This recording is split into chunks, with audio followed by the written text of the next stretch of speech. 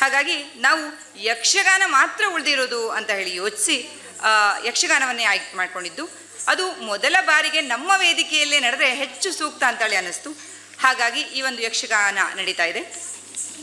ಈ ಒಂದು ಯಕ್ಷಗಾನದಲ್ಲಿ ಭಾಗವತರಾದಂತಹ ಶ್ರೀ ಮಂಜುನಾಥ್ ಹೆಗಡೆ ಕೂಡ್ಗೆ ಇವರಿಗೆ ಧನ್ಯವಾದವಂತ ಹೇಳುವಂಥ ಒಂದು ಸಮಯ.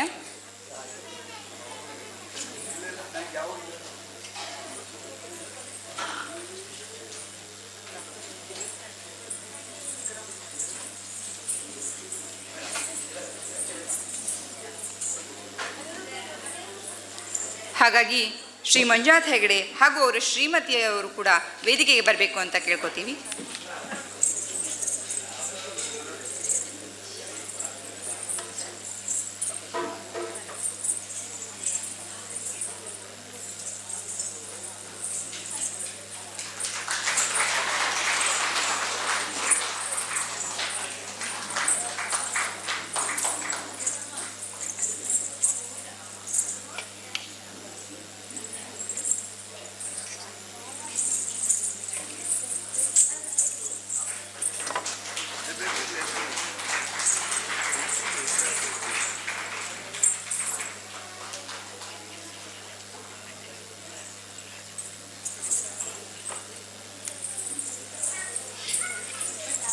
ಇವರು ತಮ್ಮ ಅಮೂಲ್ಯವಾದ ಸಮಯವನ್ನು ನಮ್ಮ ಕಾರ್ಯಕ್ರಮಕ್ಕಾಗಿ ಹಲವು ದಿನ ಅಭ್ಯಾಸವನ್ನು ಮಾಡಿಸಲಿಕ್ಕೆ ಕೂಡ ಬಂದಿದ್ದಾರೆ.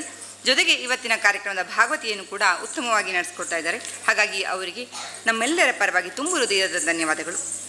ಹಾಗೆ ಮೃದಂಗ ವಾದನ ಮಾಡಲಿರುವಂಥ ಶ್ರೀ ಗಣೇಶ್ ಹೆಗ್ಡೆರವರಿಗೂ ಕೂಡ ನಮ್ಮ ಕಡೆಯಿಂದ ಗೌರವಾರ್ಪಣೆ.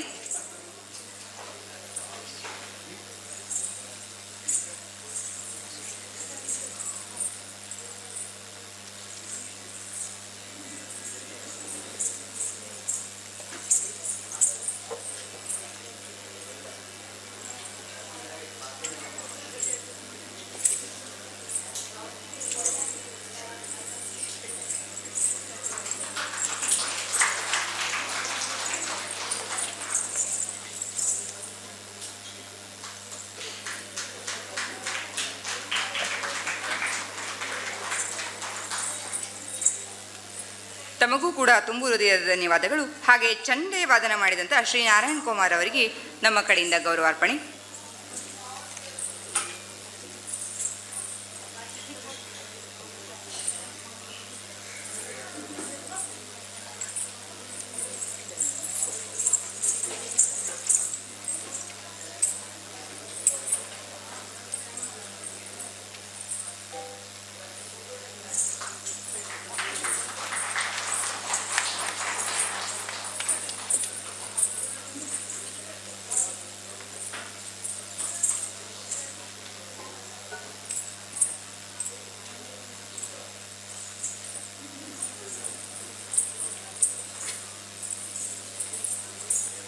ತಮಗೂ ಕೂಡ ತುಂಬು ಹೃದಯದ ಧನ್ಯವಾದಗಳು. ಹಾಗೆ ಇಡೀ ಯಕ್ಷಗಾನದ ರೂವಾರಿ, ನಿರ್ದೇಶಕರು ಹಾಗೂ ಇವತ್ತಿನ ಕಾರ್ಯಕ್ರಮದ ಮೃದಂಗವಾದಕರು ಆದಂಥ ನಮ್ಮ ಊರಿನ ಹೆಮ್ಮೆಯ ಯಕ್ಷಗಾನ ಕಲಾವಿದರು ಶ್ರೀ ಸದಾಶಿವ ಭಟ್ರು. ಅದೆಷ್ಟೇ ಕೆಲಸದ ಒತ್ತಡ ಇದ್ದರೂ ಕೂಡ ಕಳೆದ 3 ವರ್ಷಗಳಿಂದ ನಮ್ಮ ಕಾರ್ಯಕ್ರಮದ ಒಂದು ಭಾಗವನ್ನು ಸಮರ್ಪಕವಾಗಿ ನಿರ್ವಹಿಸ್ತಾ ಇದ್ದಾರೆ. ಹಾಗಾಗಿ ಅವರಿಗೆ ಈಗ ಗೌರವಾರ್ಪಣೆ ಮಾಡುವಂಥ ಸಮಯ. ಅವರ ಶ್ರೀಮತಿಯವರು ಕೂಡ ಈಗ ವೇದಿಕೆಗೆ ಬರಬೇಕು ಅಂತ ಕೇಳ್ಕೊತೀವಿ.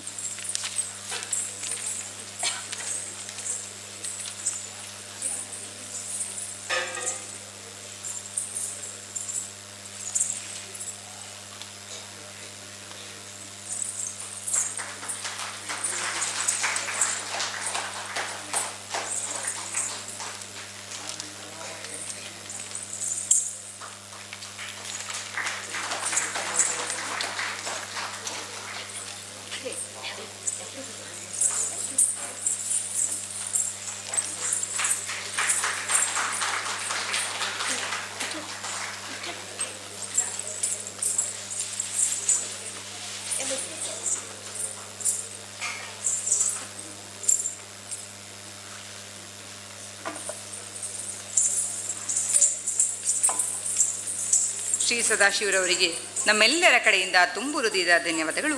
ಹಾಗೆ ಮಹಿಳಾ ಯಕ್ಷಗಾನದ ಮಿನುಗು ತಾರೆಗಳಾದ ಶ್ರೀಮತಿ ಸೀತಾ ಸದಾನ್ ಭಟ್, ಶ್ರೀಮತಿ ರಂಜನಾ ರವಿ ಹುಳ್ಸೆ, ಶ್ರೀಮತಿ ರೇಖಾ ಶಿವರಾಮ್ ಭಟ್, ನಾಗರತ್ನ ಪಟ್ಕಾರ್ ಹಾಗೆ ಶ್ರೀಮತಿ ವೀಣಾ ವಿಶ್ವೇಶ್ವರ್ ಭಟ್, ಕುಮಾರಿ ಅದಿತಿ, ಕುಮಾರಿ ಸಾನ್ವಿ ಹಾಗೂ ಕುಮಾರಿ ಅನನ್ಯಾರವರಿಗೆ ನಮ್ಮ ಕಡೆಯಿಂದ ಕಿರು ಕಾಣಿಕೆ ನೀಡುವ ಮೂಲಕ ಗೌರವವನ್ನು ಸಲ್ಲಿಸಲಿಕ್ಕೆ ಬಯಸ್ತೀವಿ.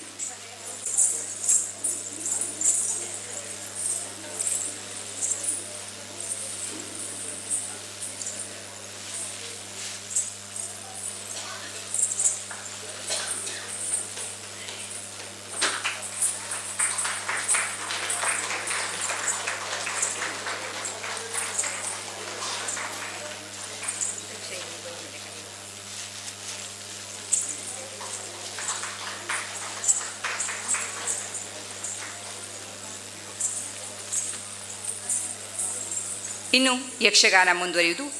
ಧನ್ಯವಾದಗಳು. ಈ ದಕ್ಷಯಜ್ಞ ಪ್ರಸಂಗವನ್ನು ಅವರ ಒಂದು ಆಸೆಯಂತೆ ನಿಶ್ಚಯ ಮಾಡಿ ಎಲ್ಲರಿಗೂ ಪಾತ್ರವನ್ನು ಹಂಚಿ ತರಬೇತಿಯನ್ನು ಪ್ರಾರಂಭ ಮಾಡಿದೆವು. ಆದರೆ ಈ ದಕ್ಷಯಜ್ಞದಂಥ ಪ್ರಸಂಗವನ್ನು ಈ ಹವ್ಯಾಸಿಗಳಿಂದ ಮಾಡಿಸುವುದು ಹೇಗೆ, ಅದರಲ್ಲೂ ಪ್ರಥಮವಾಗಿ ಇವರು ಬಣ್ಣ ಹಚ್ಚುವುದು, ಪ್ರಥಮವಾಗಿ ಗೆಜ್ಜೆ ಕಟ್ಟುವುದು ಹೇಗಪ್ಪ ಮಾಡಿಸುವುದು ಅಂಥೇಳಿ ಬಹಳ ಆತಂಕಗೊಂಡಿದ್ದೆ. ಈ ದಕ್ಷಯಜ್ಞದಂತಹ ಪ್ರಸಂಗವನ್ನು ನುರಿತ ಕಲಾವಿದರದೇ ಸಕ್ಸಸ್ ಮಾಡೋದು ಕಷ್ಟ. ಅಂತಹದ್ರಲ್ಲಿ ಈ ಮಹಿಳೆಯರನ್ನು ಕುಣಿಸಿ ಮರ್ಯಾದೆ ಪ್ರಶ್ನೆ ಆಗ್ತದೆಯೋ ಅಂತ ನಾನು ತಿಳ್ಕೊಂಡಿದ್ದೆ. ಬಹುಶಃ ಇಷ್ಟೊತ್ತಿನವರೆಗೆ ಹಾಗಾಗಲಿಲ್ಲ ಅಂತ ಅನಿಸ್ತದೆ. ಎಲ್ಲಿಯೂ ಯಾರೂ ತಮ್ಮ ಪಾತ್ರವನ್ನು ಪಾತ್ರೋಚಿತವಾಗಿ ಹಾಳು ಮಾಡದೆ ಚೆನ್ನಾಗಿ ನಡೆಸಿಕೊಟ್ಟಿದ್ದಾರೆ. ಮತ್ತು ಇದರಲ್ಲಿ ನನ್ನದೇನೂ ಇಲ್ಲ. ಯಾಕೆ ಕೇಳಿದ್ರೆ ಯಕ್ಷಗಾನ ಎನ್ನುವಂಥ ದೊಡ್ಡ ಸಮುದ್ರ. ಈ ಸಮುದ್ರದಲ್ಲಿ ಒಂದು ಬಿಂದು ಹನಿ ಅಷ್ಟೇ. ನಾನು ಇವರಿಗೆ ತರಬೇತಿ ಕೊಟ್ಟಿದ್ದೇನೆ ಅಂತ ಹೇಳೋದಕ್ಕಿಂತಲೂ ಮಹಿಳೆಯರ ಪರಿಶ್ರಮ ಬಹಳ ಉಂಟು. ಇದರಲ್ಲಿ ಬಹಳ ಆಸಕ್ತಿಯಿಂದ ಬಹಳ ಅಭ್ಯಾಸವನ್ನು ಮಾಡಿಕೊಂಡು ಅದು ಹಾಗಲ್ವೋ ಹೀಗಲ್ವೋ ಅಂತ ಕೇಳಿ ಶ್ರಮಪಟ್ಟು ಈ ಒಂದು ಪ್ರದರ್ಶನಕ್ಕೆ ಅವರು ಸಿದ್ಧರಾಗಿದ್ದಾರೆ. ಮತ್ತು ಮನೆಯ ಕೆಲಸದ ಒತ್ತಡ, ಅದರ ಮಧ್ಯೆ ನಾನು ಹೇಳಿದ ದಿವಸ ಬರಬೇಕು ಅವರು. ಯಾಕೆಂದ್ರೆ ನನಗೆ ಪ್ರದರ್ಶನ ಇರ್ತದೆ ಬೇರೆ ಬೇರೆ ಕಡೆ. ನನಗೆ ಪುರುಸೊತ್ತಿದ್ದಾಗ ಬಂದು ನಾನು ಇವರಿಗೆ ಪ್ರದರ್ಶನವನ್ನು ಕೊಡುವುದು. ನನ್ನಿಂದಲೂ ಬಹಳಷ್ಟು ಇವರಿಗೆ ತೊಂದರೆಯಾಗಿದೆ.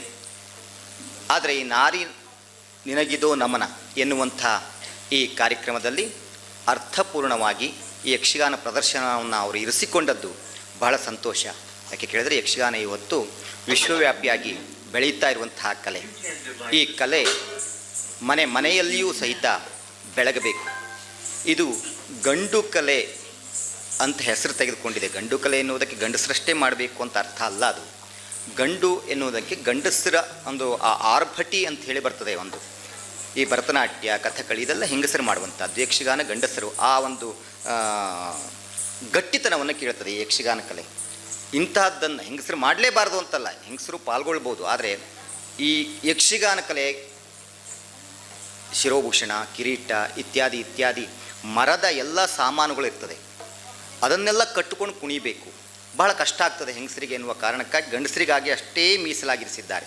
ಆದರೆ ಇವರು ಈ ನಮ್ಮೂರಿನ ಮಹಿಳೆಯರು ಅದು ಯಾವುದಕ್ಕೂ ಹೆದರದೆ ಈ ಮರದ ಸಾಮಾನುಗಳನ್ನೆಲ್ಲ ಕಟ್ಟಿಕೊಂಡು ಇಲ್ಲಿ ಇಷ್ಟು ಹೊತ್ತು ಕುಣಿದಿದ್ದಾರೆ. ವೇಷ ಕಟ್ಟಿದ ಮೇಲೆ ಹೇಗೆ ಮಾಡ್ತಾರೋ ಅಂತ ಸ್ವಲ್ಪ ಹೆದರಿಕೆ ಇತ್ತು ನನಗೆ.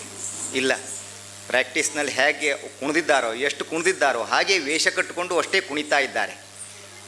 ಭಾಳ ಸಂತೋಷವಾಗ್ತದೆ. ನಮ್ಮೂರಿನ ಮಹಿಳೆಯರಿಂದ, ನಮ್ಮೂರವರಿಂದ, ನಮ್ಮೂರಿಯವರಿಗಾಗಿ ಯಕ್ಷಗಾನ ಪ್ರದರ್ಶನ ಇದು. ನಮ್ಮವರೇ ಎಲ್ಲರೂ ಇದ್ದೀರಿ. ಬಾಂಬೆ, ಶಿವಮೊಗ್ಗ, ಅಂಕೋಲ ಇತ್ಯಾದಿ ಬಹಳಷ್ಟು ಊರುಗಳಲ್ಲಿ ನಾನು ಪ್ರದರ್ಶನವನ್ನು ಮಾಡಿಸಿದ್ದೇನೆ. ಮಹಿಳೆಯರಿಂದ, ಮಕ್ಕಳಿಂದ ಎಲ್ಲ. ಆ ನಮ್ಮೂರಿನಲ್ಲಿ ನಾನು ಇನ್ನೂ ಒಂದು ಪ್ರದರ್ಶನವನ್ನು ಕೊಡಿಸ್ಲಿಕ್ಕೆ ಆಗಲಿಲ್ಲ ಆಗಿತ್ತು ಎನ್ನುವ ಸ್ವಲ್ಪ ಒಂದು ಆಲೋಚನೆ ಇತ್ತು. ಆದರೆ ಇವತ್ತಿನ ಈ ಮುಹೂರ್ತದಲ್ಲಿ ಒಂದು ಪ್ರದರ್ಶನ ಕೊಡಿಸುವಂಥ ಅವಕಾಶ ನನಗೆ ಬಂತು.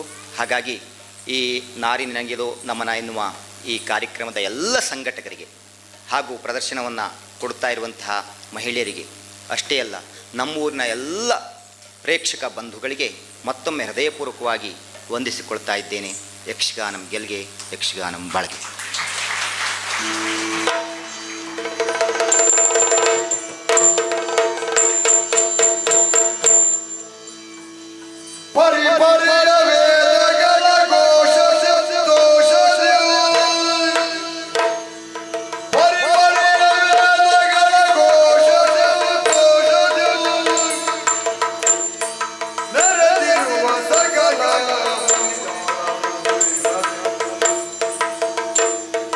Durudara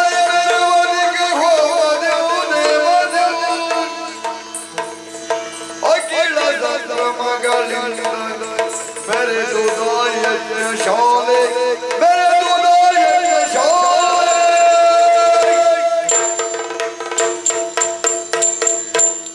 ಆ ಮಹಾತ್ವರದೆಡೆಗೆ ಭುವನ ಸ್ತೋಮವಂದಿತೆ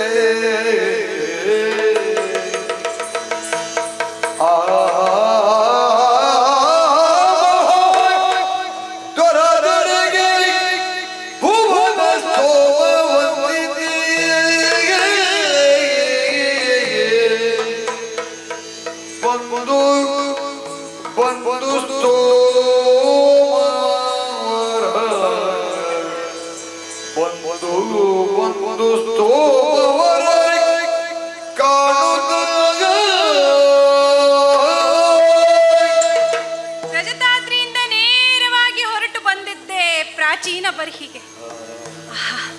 ಆಹಾ, ಎಂತಹ ಸುಂದರವಾದ ದೃಶ್ಯ! ಅಸಂಖ್ಯಾತ ಋತ್ವಿಜರ ಮಂತ್ರಘೋಷ. ಈ ಯಾಗ ಮಂಡಲದಿಂದ ಹೊರಟಂತಹ ಧೂಮ ನಭೋಮಂಡಲವನ್ನ ಸೇರ್ತಾ ಇದೆ. ನಾನು ಬಂದದ್ದು ನನ್ನ ತಂದೆ ತಾಯಿಗಳಿಗೆ ತಿಳಿಯಬೇಕಲ್ಲವೇ? ಹೋಗಿ ಅವರನ್ನ ಮಾತನಾಡಿಸ್ತೇನೆ. ತಂದೆ ತಾಯಿಗಳ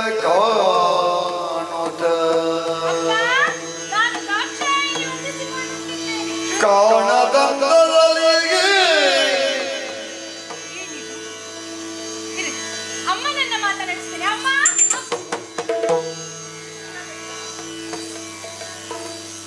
ಏನಿದು? ಅಪ್ಪ ಕಂಡರೂ ಕಾಣದಂತೆ ವರ್ತಿಸುತ್ತಿದ್ದಾರಲ್ಲ. ಬಹುಶಃ ಯಾಗದ ನಿಯಮವೋ ಏನು? ಅಪ್ಪನಿಗೆ ನಿಯಮ ಎಂದ ಮೇಲೆ ಅಮ್ಮನಿಗೂ ನಿಯಮವೇ ತಾನೆ. ಇರಲಿ, ಅಕ್ಕ ತಂಗಿಯರೆಲ್ಲ ಇದ್ದಾರೆ. ಅಕ್ಕ, ತಂಗಿ, ತಂಗಿ, ಏನಿದು? ಎಲ್ಲರೂ ಕಂಡರೂ ಕಾಣದಂತೆ ವರ್ತಿಸುತ್ತಿದ್ದಾರಲ್ಲ. ಏನಾಶ್ಚರ್ಯ! ಇರಲಿ, ನಾನು ಬಂದದ್ದು ಇವರನ್ನೆಲ್ಲ ನೋಡಲಿಕ್ಕೆ. ಕಂಡಾಯಿತು, ಇನ್ನು ಯಾಗದ ಸೊಬಗನ್ನ ವೀಕ್ಷಿಸಬೇಕಲ್ಲವೇ? ಎತ್ತರವಾದ ಪ್ರದೇಶದಲ್ಲಿ ನಿಂತು ಯಾಗದ ಸೊಬಗನ್ನ ನೋಡುತ್ತೇನೆ.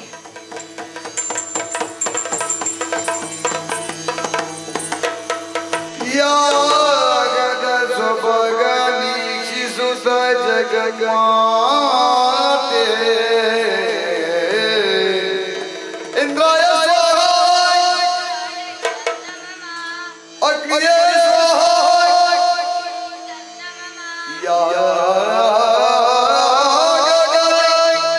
ಸೊಬಗ ವೀಕ್ಷಿಸುತ್ತ ಜಗನ್ಮಾತೆ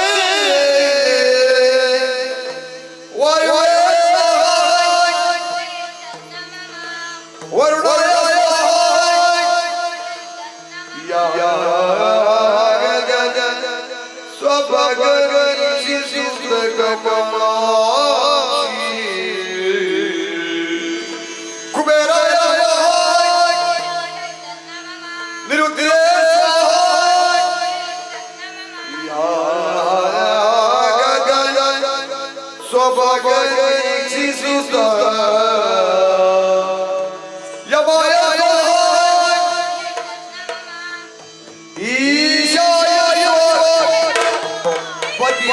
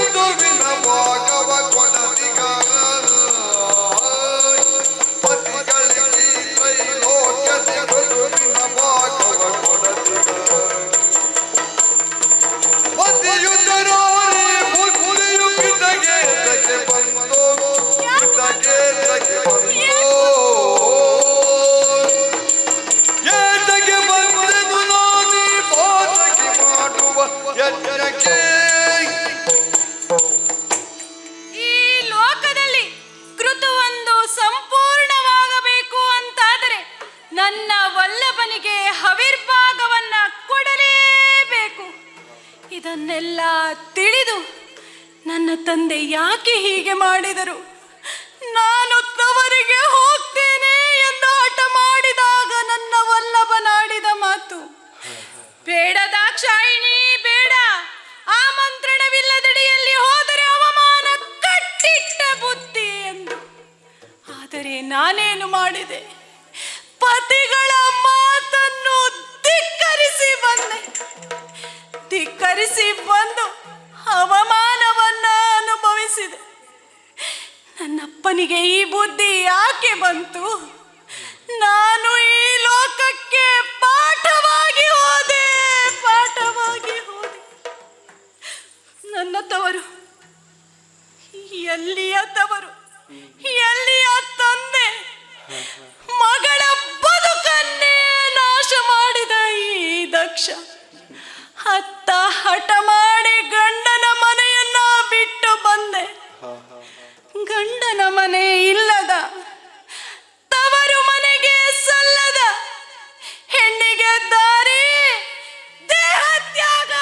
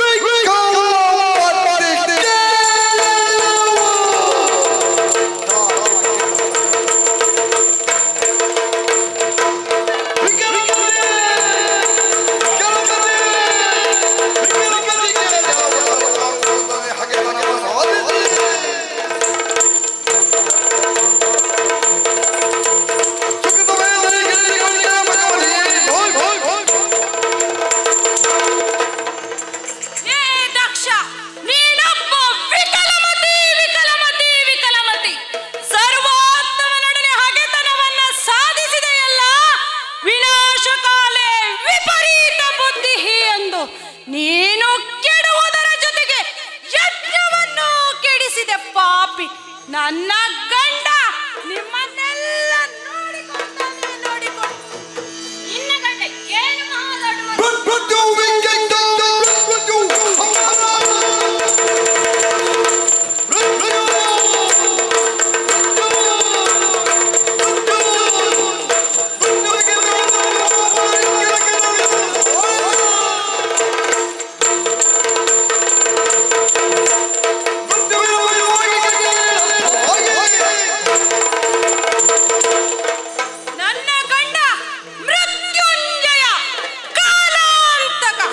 ನನ್ನ ಗಂಡನ ಯೋಗ್ಯತೆಯನ್ನು ತಿಳಿಯಲು ಅಪಾರ ಜ್ಞಾನಿಯೇ ಆಗಬೇಕು. ನಿನ್ನಂತಹ ಅಜ್ಞಾನಿಗೆಲ್ಲಿ ತಿಳಿದೀತು? ಅಷ್ಟಕ್ಕೂ ನೀನು ಮಾಡುವ ಕಾರ್ಯ ಸರಿ ಅಂತ ಹೇಳುವವರು ಯಾರು? ದೇವತೆಗಳೆಲ್ಲ ನನಗೆ ಸಹಕಾರಿ.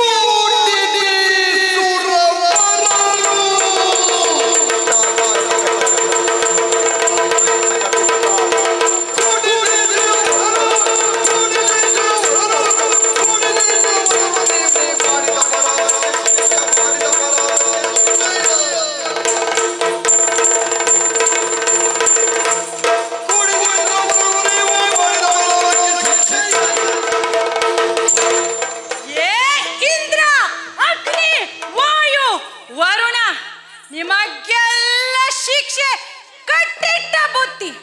ನೀವೆಲ್ಲ ದೇವತೆಗಳು, ಸುಮನಸರು, ದುಷ್ಟ ಬುದ್ಧಿಯನ್ನೇ ಮನಸ್ಸಿನಲ್ಲಿ ತುಂಬಿಕೊಂಡಿದ್ದೀರಿ. ನನ್ನ ವಲ್ಲಭನಿಗೆ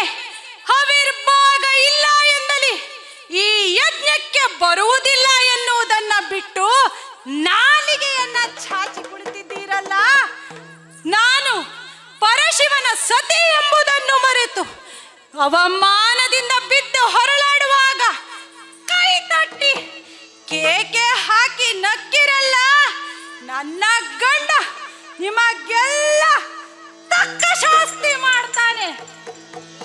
ನನ್ನ ಮಗನ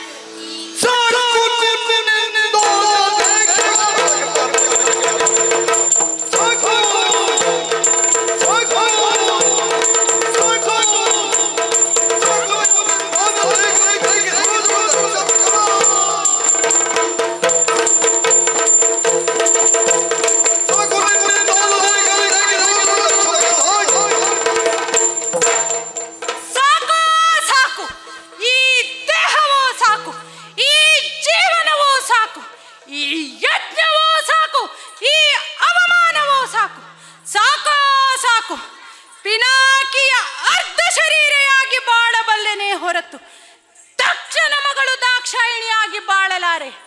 ಈಗ ಈ ಉರಿಯುತ್ತಿರುವ ಯಜ್ಞಕುಂಡದಲ್ಲಿ ನನ್ನ ದೇಹವನ್ನು ದಾನ ಮಾಡ್ತೀನಿ. ಯಾರಿಗೆ ಬೇಕೋ ನಿನ್ನ ಅಗ್ನಿ? ಯೋಗೇಶ್ವರನ ಪತ್ನಿ ನಾನು.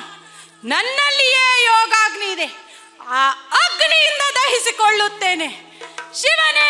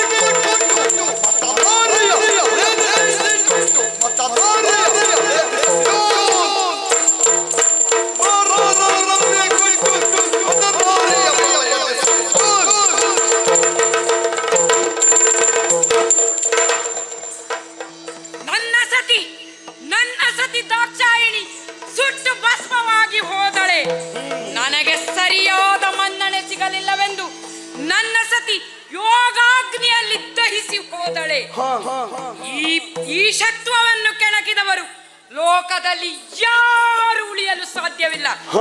ಹಾಗಾಗಿ ನನ್ನ ನಿಖಿಲಾಕ್ಷಿಯನ್ನು ಕರೆಯುತ್ತೇನೆ.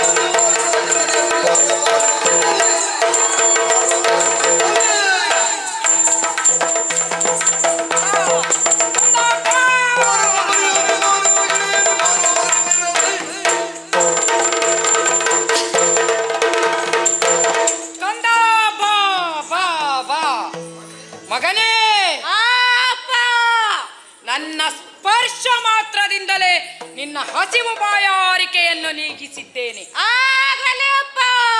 ನೀನು ಭದ್ರವಾದ ಕೆಲಸ ಮಾಡುವುದರಿಂದ ನನಗೆ ವೀರಭದ್ರ ಎಂಬ ನಾಮಕರಣವನ್ನಿಟ್ಟಿದ್ದೇನೆ. ಆಗಲೇ ಅಪ್ಪ.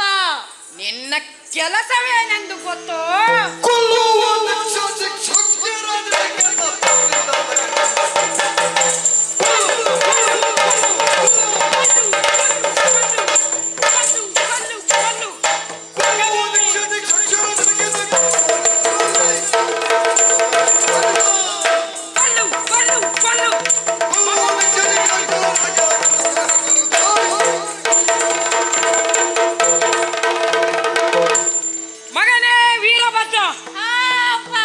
ನನ್ನ ಚಿಂತೆಗೆ ಕಾರಣವೇನೆಂದು ಕೇಳಿದೆಯಲ್ಲ.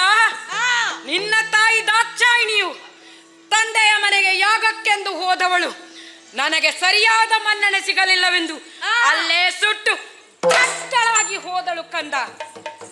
ನಿನ್ನ ತಾಯಿಯ ಸಾವಿಗೆ ಕಾರಣನಾದ ಆ ದಕ್ಷನ ತಲೆಯನ್ನು ಕಡಿದು ಬಿಡು ಮಗನೇ, ಕಡಿದು ಬಿಡು.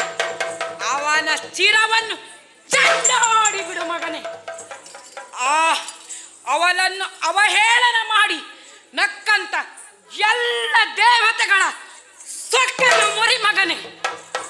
ಈ ಋಷಿ ಮುನಿಗಳ ಜಡೆಯನ್ನು ಹಿಡಿದು ದರ ದರ ದರ ದರನೆ ಎಳೆದುಕೊಂಡು ಹೋಮಕ್ಕೆ ಆಹುತಿ ಮಾಡು ಮಗನೇ. ಇದು ನಿನ್ನ ಕಾರ್ಯ ಮಗನೇ. ಹೋಗು, ಹೊರಡು.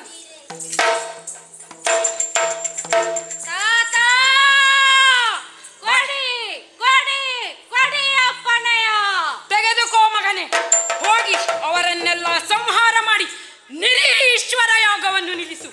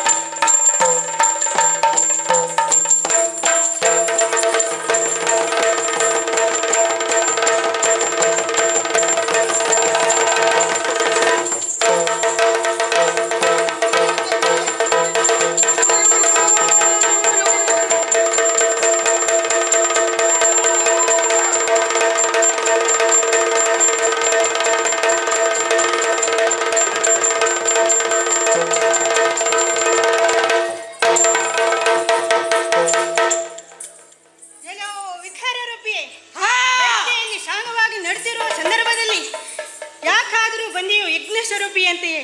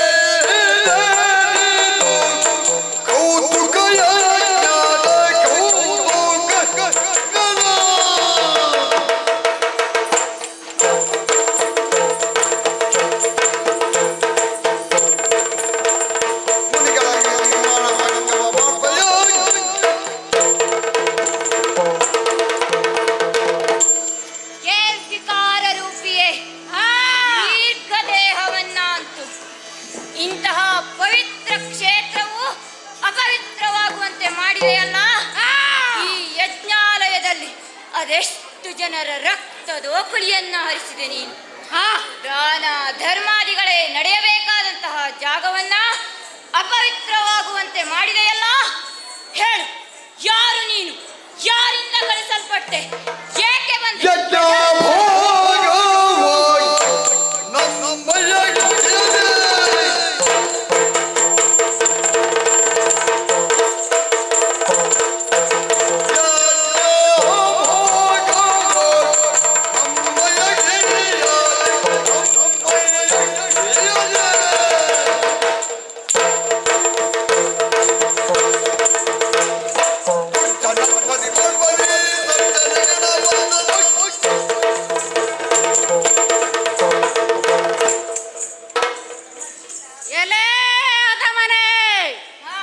ಯಜ್ಞವನ್ನು ಮಾಡುವಾಗ ಎಲ್ಲ ದೇವತೆಗಳ ಪ್ರೀತತ್ವವಾಗಿಯೇ ಇರಬೇಕು. ಆದರೆ ನೀನೇನು ಮಾಡಿದೆ?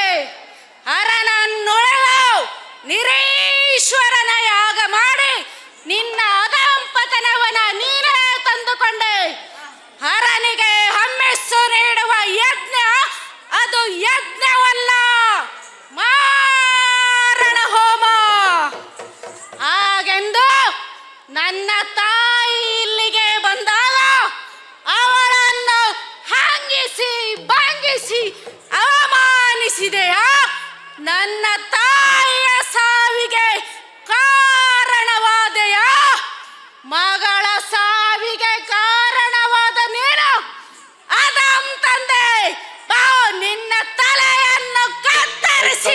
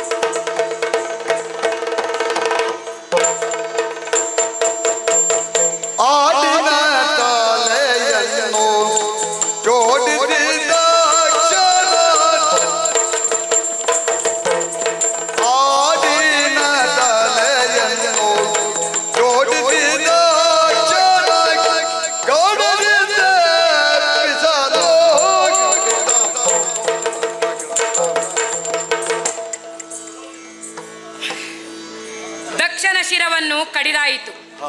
ಬ್ರಹ್ಮ ವಿಷ್ಣು ಸೇರಿ ನನ್ನನ್ನು ಪ್ರಾರ್ಥಿಸಿಕೊಂಡರು. ನಾನು ಶಾಂತನಾದೆ. ಯೂಪಸ್ತಂಭಕ್ಕೆ ಕಟ್ಟಿದಂತಹ ಆಡಿನ ತಲೆಯೊಂದನ್ನು ತಂದು ದಕ್ಷನಿಗೆ ಜೋಡಿಸಿ ಅವನನ್ನು ಬದುಕಿಸಿದೆವು. ಅಲ್ಲಿಗೆ ಅವನ ಯಾಗವು ಸಂಪೂರ್ಣವಾಯಿತು. ಅವನು ನನ್ನ ಭಕ್ತನಾದ. ಇಲ್ಲಿಗೆ ಲೋಕದಲ್ಲಿ ಅಹಂಕಾರ ತಲೆಗೇರಿದರೆ ತಲೆಯು ಹೋಗುವುದೆಂಬ ಪಾಠ ಲೋಕಕ್ಕೆ ತಿಳಿಯಿತು. ನನಗೆ ಸತಿವಿಯೋಗವಾಯಿತು. ಪ್ರಕೃತಿ ಪುರುಷನಿಗೆ ಚೇತೋಹಾರಿ. ಅಂತಹ ಪ್ರಕೃತಿ ಇಲ್ಲದ ಪುರುಷ ಜಡ.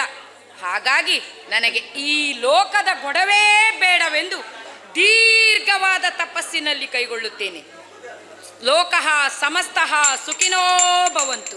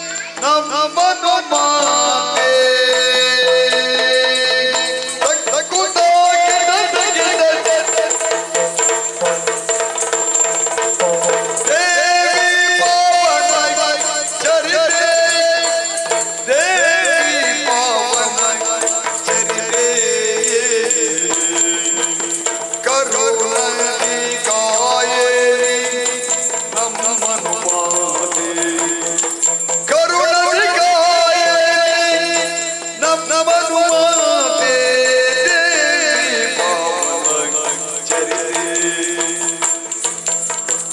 ಘೋರ ದಾನವರ ಸಂಹಾರ ಮಾಡಲೆಂದು ಘೋರ ದಾನವರ ಸಂಹಾರ ಮಾಡಲೆಂದು ಈ ಭೂಮಿಯಲ್ಲಿ ನೀನು ನೆಲೆಸಿದ ಮಾತೆ ದೇವನ ಚರಿತೆ ಆದಿಯು ನೀನೇ ಅಂತ್ಯವೂ ನೀನೇ ನಮ್ಮ ಕಾಯುವ ಮಾತೆಯು ನೀನೇ ಆದಿಯು ನೀನೇ ಅಂತ್ಯವೂ ನೀನೇ ನಮ್ಮ ಕಾಯುವ ಮಾತೆಯು ನೀನೇ ದೇವನ ಚರಿತೆ